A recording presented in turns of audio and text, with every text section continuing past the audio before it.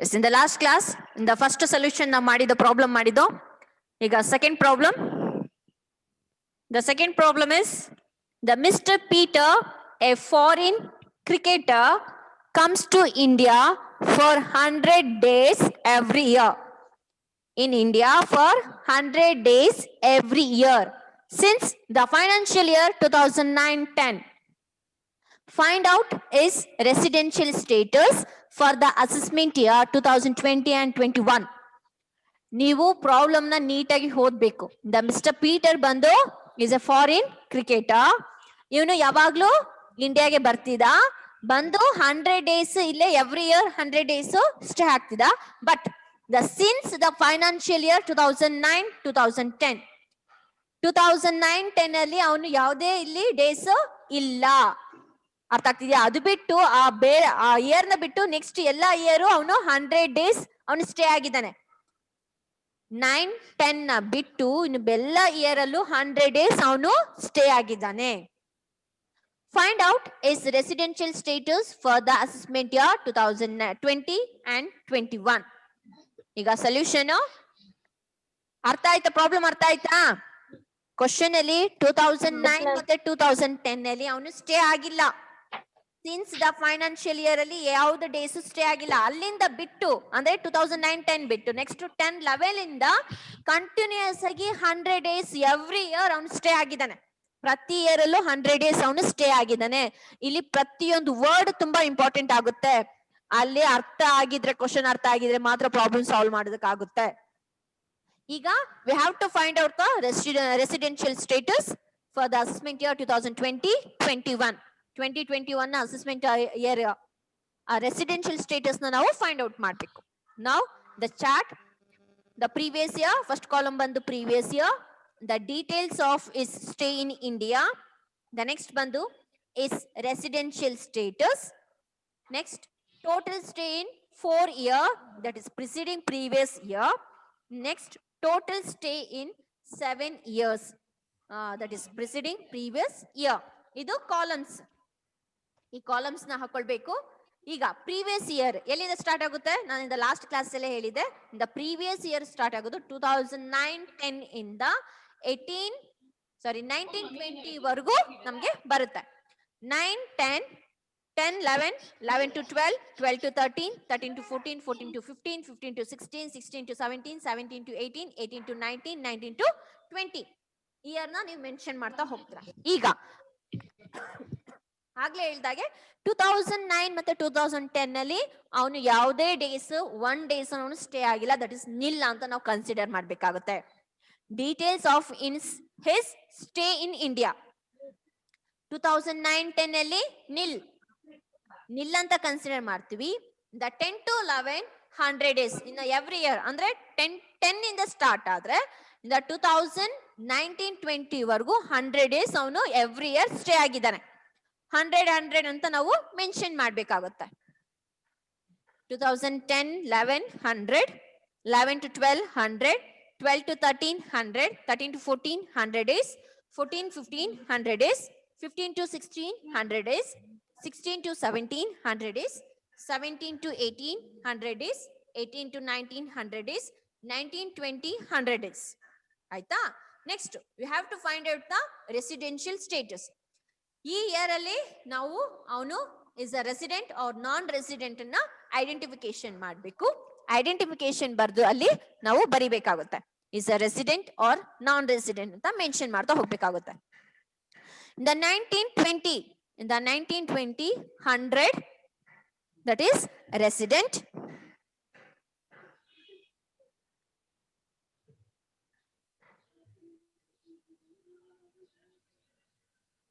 The second 1920 100, that is also resident. The 17-18 resident. 16-17 ಯಾರು ಅದು ಹಾಡು ಹೇಳ್ತಾ ಇರೋದು ಕ್ಲಾಸ್ ಅಲ್ಲಿ? 16-17 resident, 15-16 resident, 14-15 is a resident. But in the 13-14 to 14 that is non-resident year ಆಗುತ್ತೆ. ಅವನ ರೆಸಿಡೆನ್ಷಿಯಲ್ ಸ್ಟೇಟಸ್ ಬಂದು ನಾನ್ ರೆಸಿಡೆಂಟ್ ಆಗುತ್ತೆ. ಅಲ್ಲಿಂದ 2010-11 9-10 ವರೆಗೂ is a residential non residential ಆಗ್ತಾನೆ. This is residential status. Now the total stay in 4 years. ಇಲ್ಲಿ 4 years ಮತ್ತೆ 7 years ಇದೆಯಲ್ಲ ಕಾಲಮ್. ಈಗ 4 years ನ ಯಾವ ರೀತಿ ಐಡೆಂಟಿಫಿಕೇಶನ್ ಮಾಡ್ಬೇಕಂತ ಲಾಸ್ಟ್ ಕ್ಲಾಸ್ ಅಲ್ಲಿ ನಾನು ಹೇಳಿದೆ. ಏನ್ ಪ್ರೀವಿಯಸ್ ಇಯರ್ ಇದೆ ಆ ಪ್ರೀವಿಯಸ್ ಇಯರ್ ನ ಬಿಟ್ಟು ನೆಕ್ಸ್ಟ್ ಪ್ರಿಸೀಡಿಂಗ್ 4 years ಅದು ಬ್ಯಾಕ್ ಬರುವಂತ 4 years ಏನಿದೆ ಅದನ್ನ ಕೌಂಟಿಂಗ್ ತಗೊಳ್ತೀವಿ. 1 2 3 4 years ನಾವು ತಗೊಳ್ತೀವಿ. ದಟ್ ಈಸ್ 400 ಡೇಸ್ ಬರುತ್ತೆ ಈ ಕಾಲಮ್ಗೆ. The total stay in 4 preceding previous year ಗೆ 400 days ಬರುತ್ತೆ.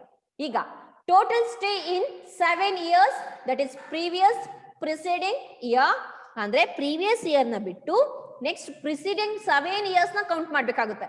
ಇಲ್ಲ ಆಲ್ರೆಡಿ 4 years ಆಗಿದೆ. 4 years plus 3 years 4 5 6 7 7 years ಕೂಡ ಏನು 7 years ಕೂಡ ಅವನು 100 days ಅಲ್ಲಿ ಸ್ಟೇ ಆಗಿರೋದ್ರಿಂದ 7 into 100 700 days ಅಂತ ನಾವು ಇಲ್ಲಿ ಮೆನ್ಷನ್ ಮಾಡ್ಬೇಕಾಗುತ್ತೆ. The total stay in 4 years ಬಂದು 400 days ಆಗುತ್ತೆ. Total stay in 7 years 700 ಆಗುತ್ತೆ. ಬಟ್ ಇಲ್ಲಿ ಬೇರೆ ಏನಾದ್ರು ಡೇಸ್ ಚೇಂಜಸ್ ಇದ್ರೆ ಅದನ್ನ ಕೌಂಟ್ ಮಾಡ್ಬೇಕಾಗುತ್ತೆ. ಈಗ 120 130 ಅಥವಾ 125 ಈ ರೀತಿ ಇದ್ರೆ ಕೌಂಟ್ ಮಾಡಿ ನಾವು 7 years ಅಲ್ಲಿ 7 years ಕೌಂಟ್ ಮಾಡಿ ಎಷ್ಟು ಟೋಟಲ್ ಬರ್ತಿದೆ ಅಷ್ಟು ಟೋಟಲ್ ನ ಬರಿಬೇಕಾಗುತ್ತೆ.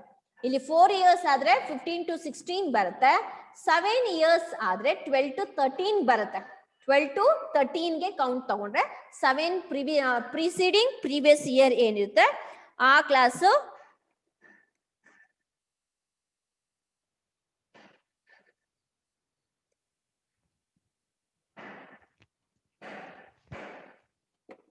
ಆ ಕ್ಲಾಸಸ್ ಅಂದ್ರೆ ಟೋಟಲ್ ಆಗಿ ನಮಗೆ 700 ಡೇಸ್ ಬರುತ್ತೆ. The next chart, next ಬಂದು determination of residential status.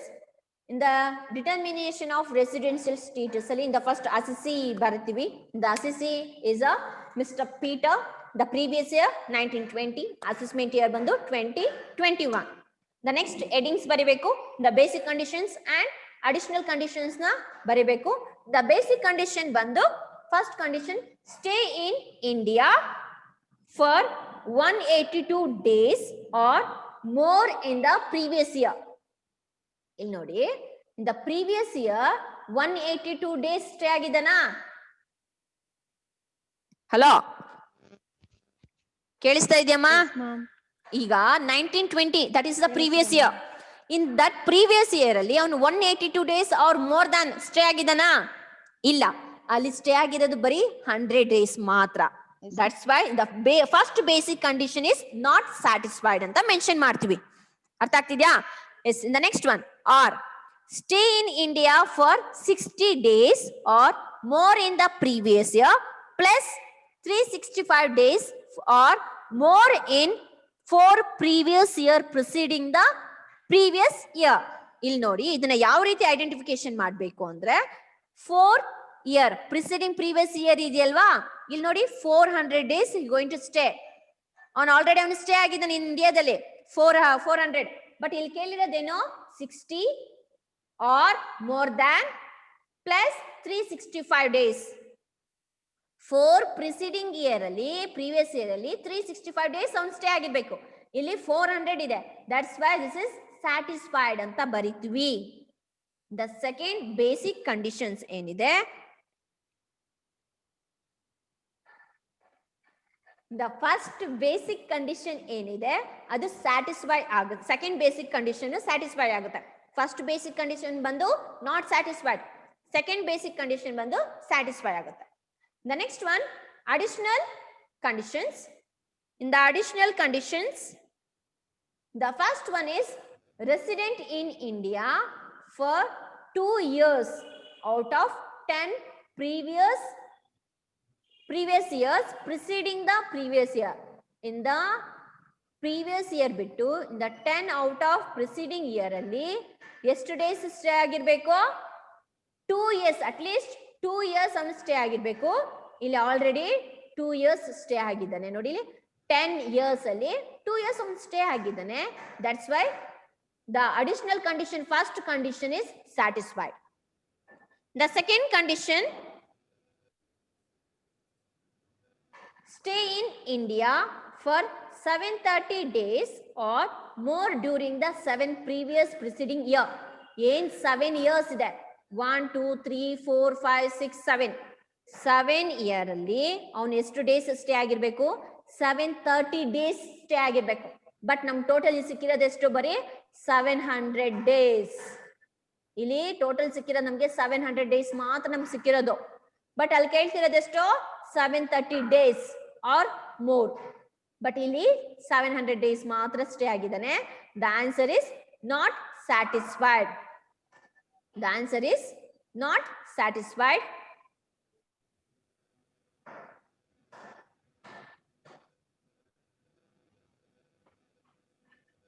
Yes, in the first basic condition is not satisfied. The second basic condition is satisfied. In the additional condition, the first additional condition is satisfied, but in the second additional condition is not satisfied. Understood? Yes, ma'am. Okay. Next problem move agboda? Yes, ma'am. In the third problem, ಇಲ್ಲಿ twist start ಆಗುತ್ತೆ. ಇಲ್ಲಿಂದ ಈ ಏನ್ first 2 problems ಮಾಡಿದ್ರೆ ಸ್ವಲ್ಪ easy problems, but in the third problem ಇಂದ adjustments ಎಲ್ಲವೂ ಕೂಡ ಚೇಂಜಸ್ ಆಗ್ತಾ ಹೋಗುತ್ತೆ. ಇಲ್ಲಿ ನಿಮ್ಗೆ ಸ್ವಲ್ಪ ಕಷ್ಟ ಅನ್ಸ್ಬೋದು, ಬಟ್ ಕ್ವಶನ್ ನೀಟಾಗಿ ಓದ್ಕೊಂಡು ಅರ್ಥ ಮಾಡ್ಕೊಂಡ್ರೆ ಪ್ರಾಬ್ಲಮ್ ಈಸಿ. ಈಗ problem 3, third one. The mister Ramesh is a citizen of America, comes to India on 23/3/2019. ಅವನು 23/3/2019 ಅಲ್ಲಿ ಅಮೆರಿಕದಿಂದ ಇಂಡಿಯಾಗೆ ಬಂದಿದ್ದಾನೆ. ಅರ್ಥ ಆಗ್ತಿದೆಯಾ? ಫೈನಾನ್ಷಿಯಲ್ ಇಯರ್ ಯಾವಾಗ ಎಂಡ್ ಆಗುತ್ತೆ ಹೇಳಿ?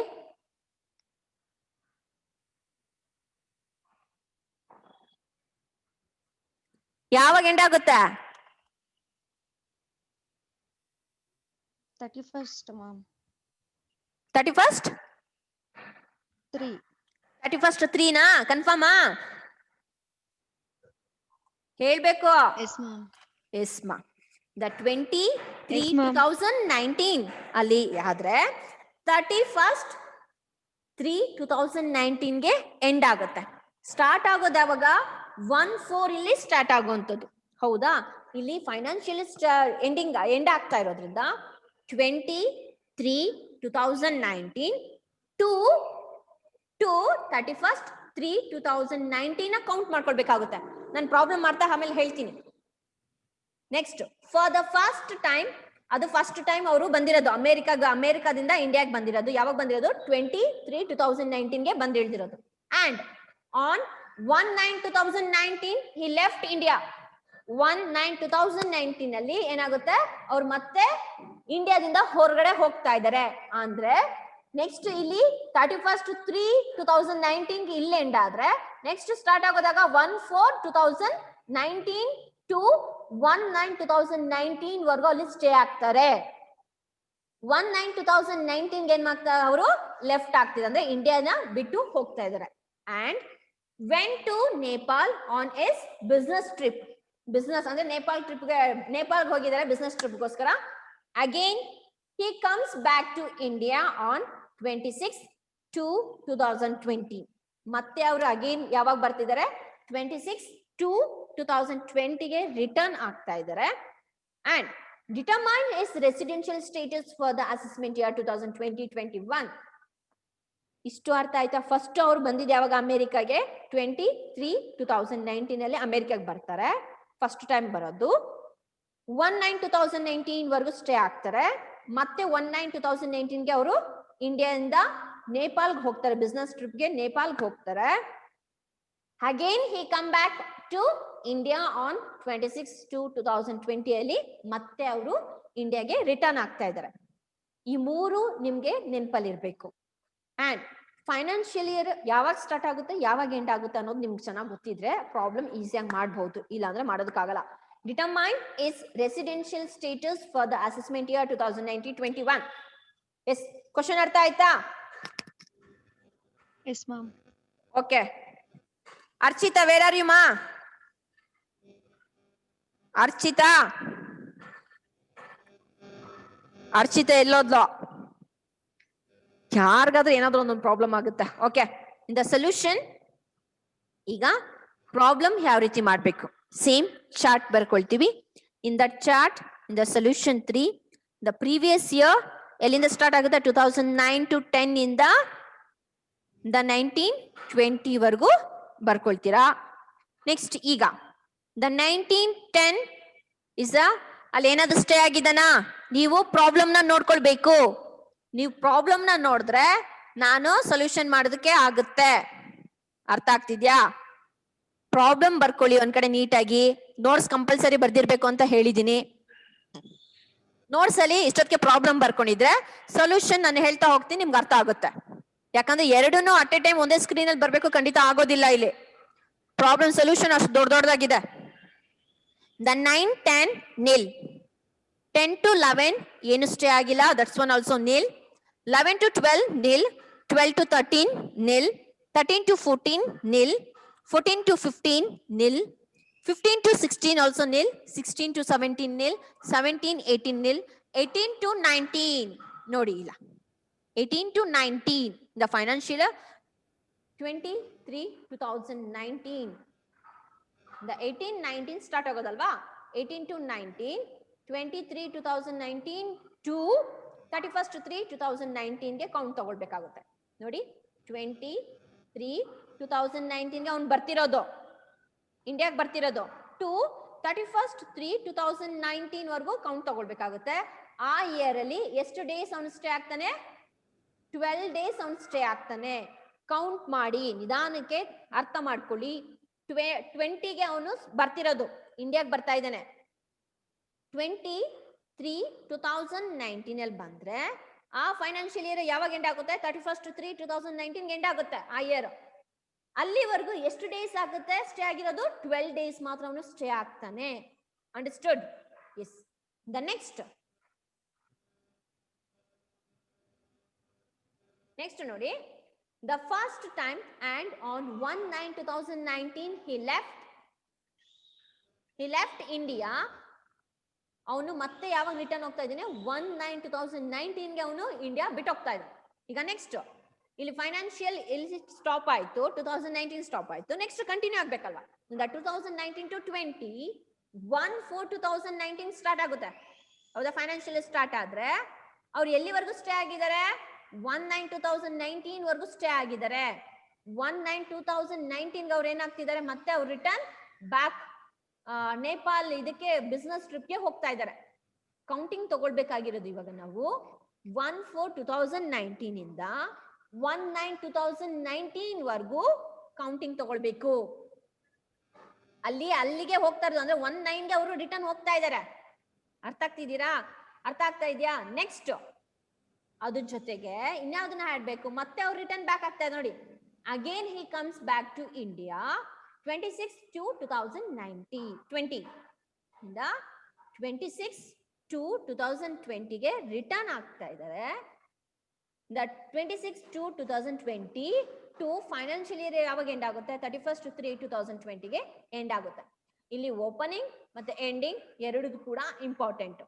1/4/2019 to 1/9/2019 ಕೌಂಟಿಂಗ್ ತಗೊಳ್ಬೇಕು. ಪ್ಲಸ್ 26 to 2020 ಗೆ ರಿಟರ್ನ್ ಆಗಿದ್ದಾರೆ ಟು 31st 3 2020 ವರೆಗೂ ತಗೊಳ್ಬೇಕು. ಯಾಕೆ ಅಂದ್ರೆ ಅವ್ರು ನೆಕ್ಸ್ಟ್ ಎಲ್ಲಿವರೆಗೂ ಸ್ಟೇ ಆಗಿದ್ದಾರೆ ಅಂತ ಯಾವುದೇ ಮೆನ್ಷನ್ ಮಾಡಿಲ್ಲ. ಆ ಫೈನಾನ್ಷಿಯಲ್ ಇಯರ್ ನ ಮಾತ್ರ ಕ್ಲೋಸ್ ಎಲ್ಲಿವರೆಗೂ ಎಂಡ್ ಆಗುತ್ತೆ ಅಲ್ಲಿ ಮಾತ್ರ ನಾವು ಕೌಂಟಿಂಗ್ ತಗೊಳ್ಬೇಕಾಗುತ್ತೆ. ಅದಕ್ಕೆ 31st 3 2020 ವರೆಗೂ ಕೌಂಟಿಂಗ್ ತಗೊಳ್ಬೇಕಾಗುತ್ತೆ. ಈಗ ನೀವು ಕೌಂಟ್ ಮಾಡಿ 1/4/2019 ಟು 1/9/2019 ಗೆ ಎಷ್ಟು ಡೇಸ್ ಬರುತ್ತೆ?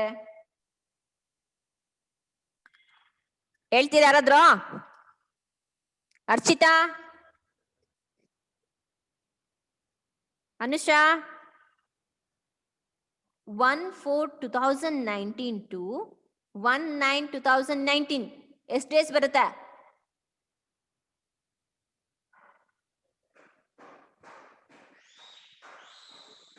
$154 ಡೇಸ್ ಬರುತ್ತೆ. ಪ್ಲಸ್ 26 to 2020 ಟು 31st 3/20 ಗೆ 35 ಡೇಸ್ ಬರುತ್ತೆ. 154 plus 35 is equal to 189 days ಬರುತ್ತೆ. ಇನ್ ದ 1920 ಅವರು 189 ಡೇಸ್ ಅವರು ಸ್ಟೇ ಆಗ್ತಾರೆ. ಅರ್ಥ ಆಗ್ತಿದ್ಯಾ ಅನುಷಾ? Ma'am. ಅರ್ಥ ಆಗ್ತಿದ್ಯಮ್ಮ? No, one ma'am. No, ma'am. 1/4/2019 ಇದ ಫೈನಾನ್ಷಿಯಲ್ ಇಯರ್ ಸ್ಟಾರ್ಟ್ ಬಿಗಿನಿಂಗ್ ಆಗೋದು. ಟು 1/9/2019 ವರ್ಗು ಅವರು ಸ್ಟೇ ಆಗ್ತಾರೆ. ಮತ್ತೆ ರಿಟರ್ನ್ ಅವರು 1/9ಗೆ ಬ್ಯಾಕ್ ಹೊಟ್ಟೋಗ್ತಾರೆ. ಅಲ್ಲಿವರೆಗೂ ಅವ್ರು ಸ್ಟೇ ಆಗಿದಾರಲ್ವಾ, ಇಂಡಿಯಾದಲ್ಲಿ ಸ್ಟೇ ಆಗಿದ್ನ ನಾವು ಕೌಂಟಿಂಗ್ ತಗೊಳ್ಬೇಕು. 1/4/2019 ಟು 1/9/2019 ನ ಕೌಂಟ್ ತಗೊಳ್ತೀವಿ. ಮತ್ತೆ ಅವ್ರು ರಿಟರ್ನ್ ಬ್ಯಾಕ್ ಯಾವಾಗ ಬರ್ತಿದ್ದಾರೆ, ಕ್ವಶನ್ ನೋಡ್ಕೊಳ್ಬೇಕು. ಕ್ವಶನ್ ನೋಡ್ಕೊಂಡ್ರೆ ಮಾತ್ರ ಅರ್ಥ ಆಗೋದು. ರಿಟರ್ನ್ ಬ್ಯಾಕ್ ಯಾವಾಗ ಆಗ್ತಿರೋದು, 26/2/20ಗೆ ಅವರು ರಿಟರ್ನ್ ಬ್ಯಾಕ್ ಆಗ್ತಾ ಇದಾರೆ, ರಿಟರ್ನ್ ಆಗ್ತಾ ಇದಾರೆ. ರಿಟರ್ನ್ ಆದ್ರೆ ನೆಕ್ಸ್ಟ್ ಮತ್ತೆ ಯಾವಾಗ ಹೋಗಿದ್ದಾರೆ ಅನ್ನೋದನ್ನ ಅವ್ರು ಮೆನ್ಷನ್ ಮಾಡಿಲ್ಲ. ಹಾಗಿರ್ಬೇಕಾದ್ರೆ ನಾವು ಆ ಫೈನಾನ್ಷಿಯಲ್ ಎಂಡ್ ಯಾವಾಗ ಆಗುತ್ತೆ ಆ ಇಯರ್ ಆವಾದ ಮಾತ್ರ ನಾವು ತಗೊಳ್ಬೇಕಾಗುತ್ತೆ. ಅದು 31/3/20 ವರ್ಗು ನಾವು ತಗೊಳ್ತೀವಿ. ಆ 2 ಇಯರ್ಸ್ ಅಂದ್ರೆ 2 ಏನು ಡೇಸ್ ಇದೆ, ಆ 2 ಡೇಸ್ ನಾವು ಕೌಂಟ್ ಮಾಡಿದಾಗ 1/4/2019 ಟು 1/9/2019ಗೆ ಎಷ್ಟು ಡೇಸ್ ಬರುತ್ತೆ ಅಂದ್ರೆ 154 ಡೇಸ್ ಆಗುತ್ತೆ. 154 ಡೇಸ್ ಆಗುತ್ತೆ. ಪ್ಲಸ್ 26/2/20 ಟು 31/3/2020ಗೆ 35 ಡೇಸ್ ಆಗುತ್ತೆ. ಇಲ್ಲಿಂದ ಇಲ್ಲಿಗೆ 35 ಡೇಸ್ ಆಗುತ್ತೆ. ಎರಡು ಕೌಂಟ್ ಮಾಡ್ಕೊಂಡ್ರೆ 189 ಡೇಸ್ ಆಗುತ್ತೆ. ಅರ್ಥ ಆಗ್ತಿದ್ಯಾ? ಇದು 1920 ಸ್ಟೇ ಆಗಿರುವಂತದ್ದು. ನಿಮ್ಗೆ ಅಷ್ಟು ಅರ್ಥ ಆಗಿಲ್ಲ ಅಂದ್ರೆ ನೀವು ಕ್ವಶನ್ಗೆ ಬನ್ನಿ, ಕ್ವಶನ್ ಮತ್ತೆ ಬನ್ನಿ. ಕ್ವಶನ್ ಬಂದು ಇಲ್ಲಿ ನಿಮ್ಮ ಕ್ವಶನ್ ಅಲ್ಲಿ ಒಂದ್ಸರಿ ನೀಟಾಗಿ ಬರ್ಕೊಳ್ಳಿ, ಏನ್ ಹೇಳ್ತೀನಿ ಅದನ್ನ ಬರ್ಕೊಳ್ಳಿ, ಆಗ ನೀಟಾಗಿ ಅರ್ಥ ಆಗುತ್ತೆ. 23/3/2019 ಅವನು ಅಮೆರಿಕದಿಂದ ಇಂಡಿಯಾಗ್ ಬಂದಿರೋದು ಯಾವಾಗ, 23/2019 ಬಂದಿದ್ದಾನೆ. ಅಲ್ಲಿಂದ ಫೈನಾನ್ಷಿಯಲ್ ಎಂಡ್ ಆಗೋದು ಯಾವಾಗ, 31/3/2019 ಎಂಡ್ ಆಗುತ್ತೆ. ಅಲ್ಲಿ ಬರ್ಕೊಳ್ಳಿ 23/2019 ಟು 31/3/2019 ಅಂತ ಮೆನ್ಷನ್ ಮಾಡ್ಕೊಳ್ಳಿ, ಆಯ್ತಾ? ಅಲ್ಲಿ ಎಂಡ್ ಆಯ್ತು. Next, and on 1/9/2019 he left. 1/9ಗೆ ಅವನು ಲೆಫ್ಟ್ ಆಗ್ತಾ ಇದ್ದಾನೆ, ಆದ್ರೆ ಅಲ್ಲಿವರೆಗೂ ಅವನು ಸ್ಟೇ ಆಗಿದ್ದಾನೆ, ಹೌದಾ? ಅದನ್ನ ಯಾವ ರೀತಿ ಕೌಂಟ್ ಮಾಡ್ಬೇಕು ಅಂದ್ರೆ, ದ ಫೈನಾನ್ಷಿಯಲ್ ಇಯರ್ ಯಾವಾಗ ಸ್ಟಾರ್ಟ್ ಆಗುತ್ತೆ, 1/4/2019 ಟು 1/4/2019 ಟು 1/9/2019 ವರ್ಗು ಇಲ್ಲಿ ಕೌಂಟ್ ಮಾಡ್ಬೇಕಾಗುತ್ತೆ. ಅಲ್ಲಿವರೆಗೂ ಸ್ಟೇ ಆಗಿದ್ನಲ್ವಾ, ಆದ್ರಿಂದ ಫೈನಾನ್ಷಿಯಲ್ ಇಯರ್ ಇಲ್ಲಿ ಕಂಟಿನ್ಯೂ ಆಗ್ತಾ ಇದೆ. ಇಲ್ಲಿ ಎಂಡ್ ಆಯ್ತು 23/2019ಗೆ 31/3/2019 ಎಂಡ್ ಆಯ್ತು.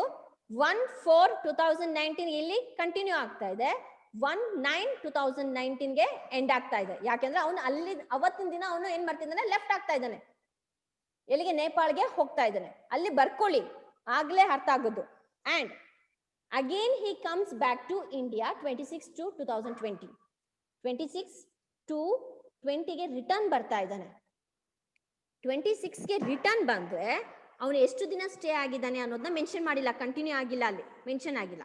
ಆದ್ರಿಂದ ಆ ಇಯರ್ ನ ಮಾತ್ರ ನಾವು ಕೌಂಟಿಂಗ್ ತಗೊಳ್ಬೇಕು. ಅಂದ್ರೆ 26/2/2020 ಟು 31/3/2020.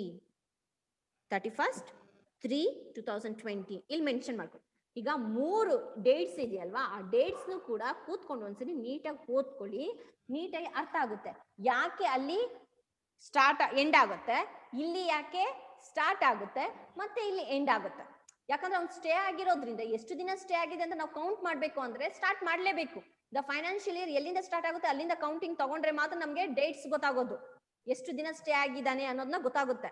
ಇಲ್ಲಾಂದ್ರೆ ಖಂಡಿತ ಗೊತ್ತಾಗೋದಿಲ್ಲ. ಒಂದು ಡೇಟ್ ಅಲ್ಲಿ ನಾವು ಕಂಡುಹಿಡಿಯೋದಕ್ಕಾಗಲ್ಲ, ಅಲ್ಲಿ ಕಂಟಿನ್ಯೂಸ್ ಆಗಿ ಕೊಟ್ಟಿಲ್ಲ ಅವರು. ಇಲ್ಲಿಂದ ಇಲ್ಲಿವರೆಗೂ ಸ್ಟೇ ಆಗಿದ್ದಾರೆ ಅಂದ್ರೆ ನಾವು ಡೇಟ್ಸ್ ನ ಕಂಡುಹಿಡಿಬಹುದು, ಹೌ ಮೆನಿ ಡೇಸ್ ಅಲ್ಲಿ ಸ್ಟೇ ಆಗಿದ್ದಾನೆ ಅನ್ನೋದನ್ನ ಕಂಡುಹಿಡಿಬಹುದು. ಬಟ್ ಅಲ್ಲಿ ಆ ರೀತಿ ಕೊಟ್ಟಿಲ್ಲ. ಅವ್ರು ಯಾವಾಗ ಬಂದ್ರೋ, ಯಾವಾಗ ಹೋದ್ರು, ಮತ್ತೆ ರಿಟರ್ನ್ ಯಾವಾಗ ಬಂದ್ರು ಅಷ್ಟೇ ಕೊಟ್ಟಿರೋದು. ಅಷ್ಟು ಕೊಟ್ಟಿರೋದ್ರಿಂದ ಅವರು ಇಲ್ಲಿ ಬಂದಿದಾಗಿಂದ ಎಷ್ಟು ದಿನ ಇದ್ರು, ಎಷ್ಟು ದಿನದಿಂದ ಎಷ್ಟುವರೆಗೂ ಇದ್ದು ಮತ್ತೆ ರಿಟರ್ನ್ ಆದ್ರು, ರಿಟರ್ನ್ ಅಂದ್ರೆ ಬ್ಯಾಕ್ ಹೋದ್ರು, ಮತ್ತೆ ಬ್ಯಾಕ್ ಯಾವಾಗ ಬಂದ್ರು, ಅದು ಫೈನಾನ್ಷಿಯಲ್ ಇಯರ್ ವರ್ಗೂ ಎಷ್ಟು ದಿನ ಸ್ಟೇ ಆಗಿದ್ರು ಅನ್ನೋದನ್ನ ಫೈಂಡ್ ಔಟ್ ಮಾಡ್ಬೇಕು. ಅದು ನಾವು ಡೇಸ್ ನ ಫೈಂಡ್ ಔಟ್ ಮಾಡಿದ್ರೆ ನಮ್ಗಿಲ್ಲಿ ಆನ್ಸರ್ ಸಿಗುತ್ತೆ. ಆಗ 1920 ನಮ್ಗೆ ಸಿಗೋದು 189 ಡೇಸ್ ಅಂತ ಸಿಗುತ್ತೆ. ಕ್ವಶನ್ ಮತ್ತೆ ಹೇಳಿದೀನಿ, ಆ ಹೇಳಿದ ಡೇಟ್ಸ್ ನ ನೀಟಾಗಿ ಬರ್ಕೊಳ್ಳಿ. ಒಂದ್ಸತಿ ಮೇಲೆ ಏನ್ ಡೇಟ್ಸ್ ಹೇಳಿದೀನಿ ಅದನ್ನ ನೀಟಾಗಿ ಬರ್ಕೊಳ್ಳಿ, ಖಂಡಿತ ಅರ್ಥ ಆಗುತ್ತೆ. ಯಾಕಂದ್ರೆ IT ಒಂದೇ ಸತಿ ನೀವು ಕೇಳಿದ ತಕ್ಷಣ ಖಂಡಿತ ಅರ್ಥ ಆಗೋದಿಲ್ಲ. ಇದು ಬೇರೆ ರೀತಿಯಾದಂತ ಪ್ರಾಕ್ಟಿಕಲ್ ಪ್ರಾಬ್ಲಮ್ಸ್ ಅಲ್ಲ, ಬೇರೆ ಸಬ್ಜೆಕ್ಟ್ ಅಲ್ಲಿ ಇರುವಂತ ಪ್ರಾಬ್ಲಮ್ಸ್ ರೀತಿ ಅಲ್ಲ ಇವು. ಇದು IT. ನೀವು ಕ್ವಶನ್ ಅರ್ಥ ಮಾಡ್ಕೊಂಡ್ರೆ ಮಾತ್ರ ಪ್ರಾಬ್ಲಮ್ ಸಾಲ್ವ್ ಮಾಡೋದಕ್ಕಾಗುತ್ತೆ, ಇಲ್ಲಾಂದ್ರೆ ಖಂಡಿತ ಆಗೋದಿಲ್ಲ. ಈಗ್ಲೇ ಹೇಳ್ತಾ ಇದೀನಿ. ಮತ್ತೆ ಬೇಕಾದ್ರೆ ಈ ವಿಡಿಯೋನ ಇವತ್ತೇ ಸೆಂಡ್ ಮಾಡ್ತಾ ಇದೀವಿ, ಒಂದ್ಸರಿ ಚೆಕ್ ಮಾಡ್ಕೊಳ್ಳಿ. ಒಂದ್ಸರಿ ಅಲ್ಲ 4 ಸತಿ ವಿಡಿಯೋಸ್ನ ಕೇಳಿಸ್ಕೊಳ್ಳಿ, ನೀಟಾಗಿ ಕೇಳಿ. ಆ ಡೇಟ್ ನ ಎಲ್ಲಿಂದ ಎಲ್ಲಿಗೆ ಹೇಗ್ ಮೆನ್ಷನ್ ಮಾಡ್ತೀವಿ ಅನ್ನೋದನ್ನ ತಿಳ್ಕೊಂಡ್ರೆ ನೀವು ಪ್ರಾಬ್ಲಮ್ ನ ಈಸಿಯಾಗಿ ಮಾಡಬಹುದು. Next, we have to identify the residential status. Now first one is, and the first one is in the previous 1920 is a resident because already stay in 189 days the resident. In the second year 1920 non-resident only stayed in 12 days ಮಾತ್ರ ಅವನು stay ಆಗಿರೋದ್ರಿಂದ ಅದನ್ನ consider ತಗೊಳ್ಳೋದಕ್ಕಾಗೋದಲ್ಲ, ಅದಕ್ಕೆ ನಾನ್ resident ಅಂತ mention ಮಾಡ್ತೀವಿ. ಇವನ್ 1718 nil, 1617 also nil, and 1516 nil, 1415 nil, 1314 nil, 12 to 13 nil, 11 to 12, 10 to 11 and 9 to 10 also that is nil ಆಗಿರೋದ್ರಿಂದ ಇವೆಲ್ಲವೂ ಕೂಡ ನಾನ್ ರೆಸಿಡೆಂಟ್ ಅಂತಾನೆ ಕನ್ಸಿಡರ್ ಮಾಡ್ತೀವಿ. Now the total stay in 4 years preceding previous year ಏನಿದೆ 4 years, 4 years ನಾವು count ಮಾಡಬೇಕು. ಅಂದ್ರೆ 1920 ನ ಬಿಟ್ಟು ಪ್ರೀವಿಯಸ್ ಇಯರ್ ನ ಬಿಟ್ಟು ಪ್ರೀವಿಯಸ್ ಇಯರ್ ನ ಬ್ಯಾಕ್ ಇಯರ್ ಏನಿದೆ 4 ಪ್ರಿಸಿಡಿಂಗ್ ಇಯರ್ ನ ಕೌಂಟ್ ತಗೊಳ್ತೀವಿ. 1 2 3 4 ಇಯರ್ಸ್ ನ ಕೌಂಟ್ ತಗೊಳ್ತೀವಿ.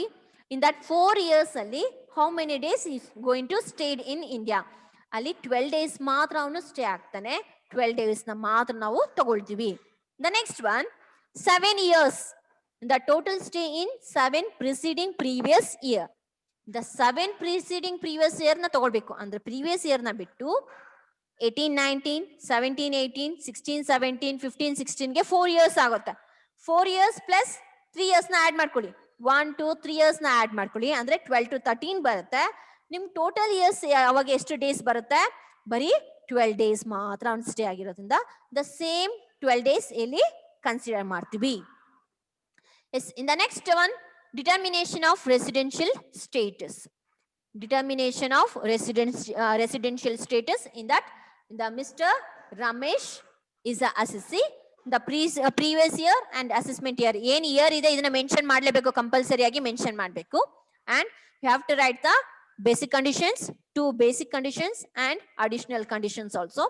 In that basic condition, in the first one is stay in India for 182 days or more in the previous year. This one is satisfied because the previous year is stayed in 189 days. That's why this one is satisfied.